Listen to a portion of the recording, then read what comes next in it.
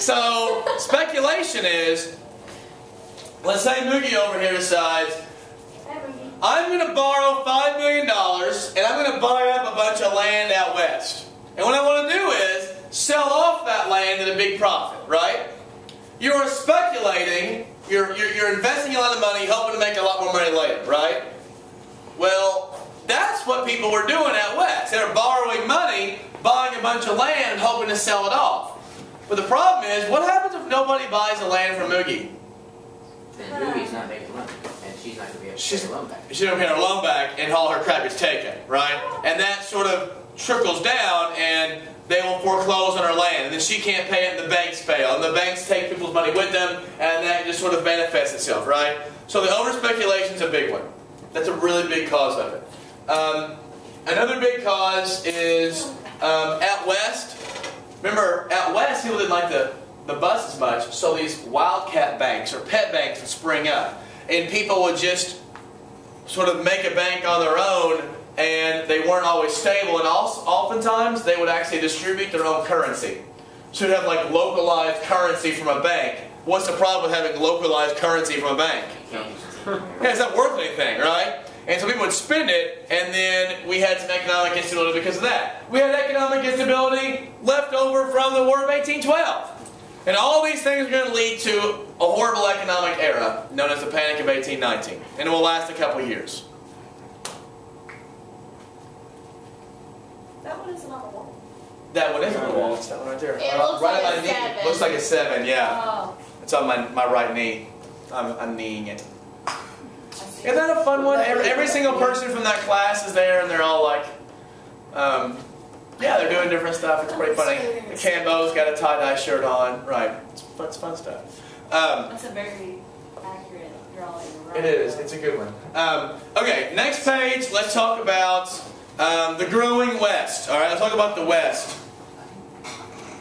Well, number one, let's talk about why people are going west.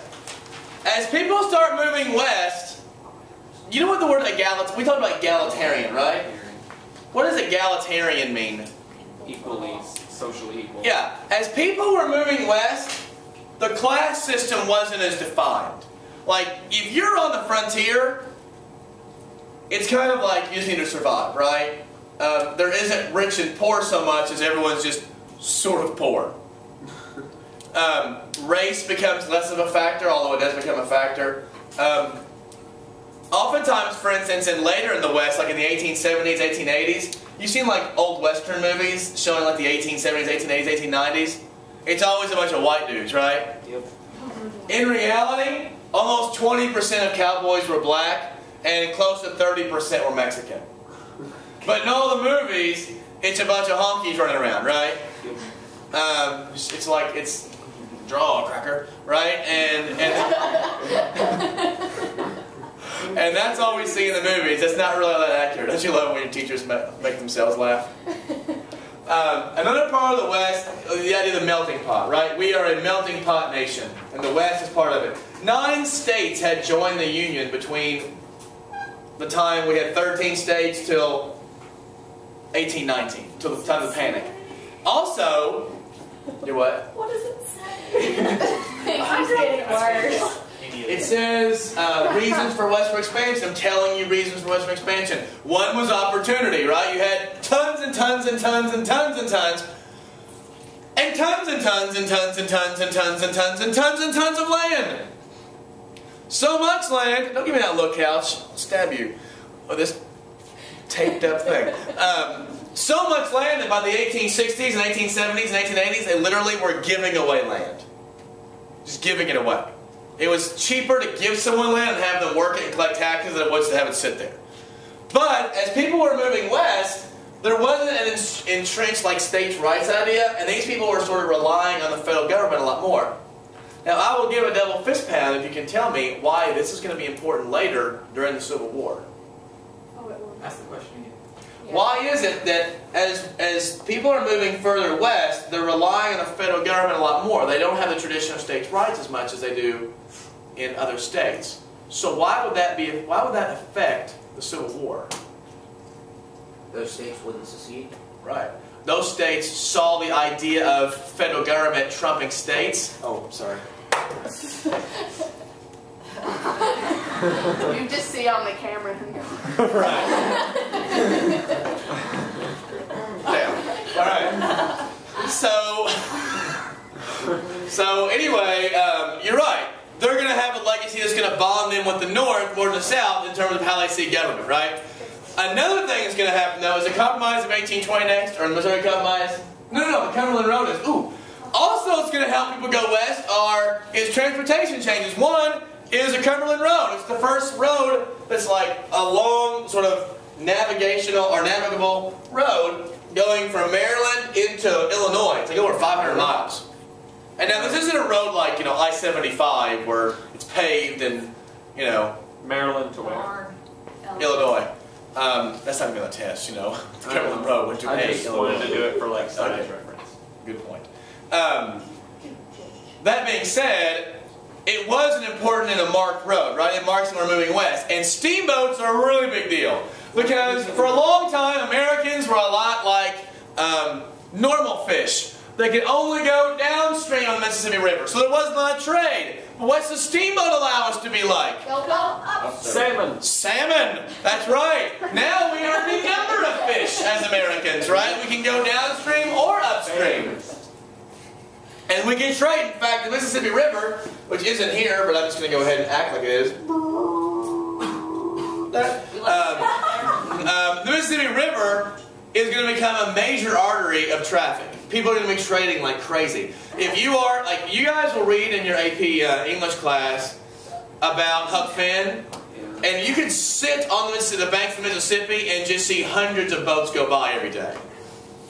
You can't, I'm sure boats go by today. Nothing like it was before. Okay, now, is the Missouri Compromise next? Yeah. All right. In 1819, there was an amendment that was proposed to the Senate called the Talmadge Amendment. The Talmadge Amendment was proposed, and what it said was that Missouri was going to be added to the Union. So Missouri is going to become added to the Union as another state. But, and there were already slaves in the territory. Remember the Northwest, the land ordinance, Northwest ordinance said what you had to do to become a state, right? To be a territory and has a population. They already had slaves here. But the Talmadge Amendment said, you can't have any more slaves move into Missouri. And the children of current slaves would be free. Now, knowing what you know of the South, do you think that bill passed? No. Oh, they pissed them off. No, it didn't pass. In fact, it struck a chord with Southerners, and this became a crisis. In fact, Thomas Jefferson said it was like a fire bell in the night, right? This is setting off this huge, and this sectionalism really starts with this. Like very defined sectionalism. So, the South was, why would the South be worried about this? What's the problem? It's their economy. And they lose slaves out of it. Okay, you're right. So the immediate cause is Missouri is going to have fewer slaves. What's the long-term cause? They're not going to have as many, maybe that's... Well, who is telling, in this circumstance, who would be telling Missouri they can't have slaves? The federal government. Federal government. And if the federal government can say Missouri can't have slaves, what else could they say? The rest of the South can't have slaves. There you go. They thought it was an encroachment on states' rights. And so Henry Clay comes up with a compromise. And the Missouri Compromise is going to be the foundation of the sectional balance between North and South for 34 years. And here's what it is. Missouri will be a slave state. Maine will be a free state. One of the things the South worried about, where was more population farming? The North or the South? Who has more population? North did. And remember, representation in Congress is based on population, right? Economically speaking, the North was becoming more powerful as industry became more powerful. And they're like, the North was going to become economically and politically more powerful. The only way that the South saw to maintain a balance was in the Senate, right? To always have an equal number of slave and free states. That way, no one could become in the majority, right? Because every state had 2 senators. Does that make sense? And the Senate is where all the stuff happens when it comes to sectionalism. So Missouri is a slave, Maine is free, and then there is no slavery north of the 3630 line, which is actually the southern border of Missouri. The 3630 line is the most northern line slaves could go, with the exception of Missouri, Kentucky, and Virginia. So slavery couldn't go north of the 3630 line anymore. Does that make sense? If you are the North, you're happy. Why? Because Because you're you're- slave-free state. And you have more people. Okay, because you see in the future you're going to have a better chance to maybe end slavery.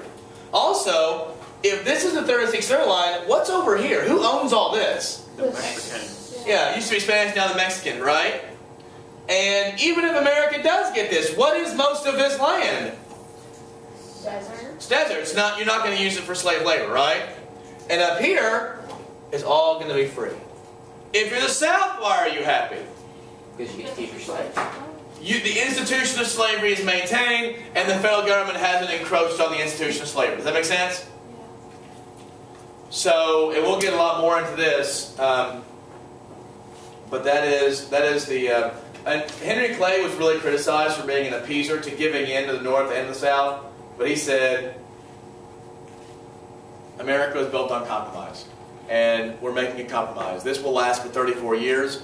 It will keep the sectional balance for a long time. And both sides were actually pretty happy with it.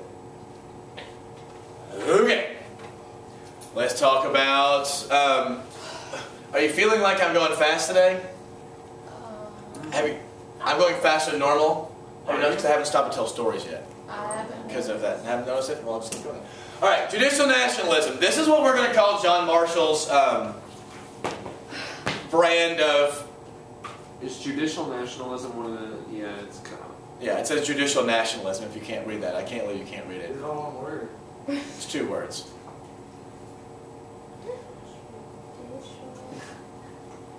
Yeah. Judicial nationalism essentially is Marshall handing down all of these decisions that are going to put who as being the most powerful government entity? The federal government or the states? Federal, but he's a federalist, right? Remember in the Madison versus Marbury, the first one you've learned about? Why would Jefferson be upset, or Jeffersonians be upset, about judicial review? Because States' rights are more limited. Yeah. Who is reviewing the Constitution? The federal government. Who doesn't get a say? The states. The states don't. And now we're going to learn about a bunch of court cases that are going to really encode the idea of federal government over states. Okay? What did John Marshall do again? Well, I mean, he made the federal government, over time, his rulings had the federal government get much more status and more power than the state governments did. What time does it say? Until 15. Okay.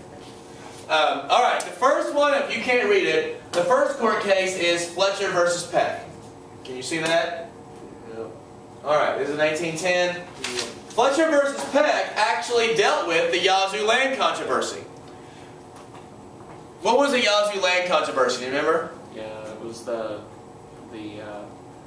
Georgians were conspiring with... Georgians.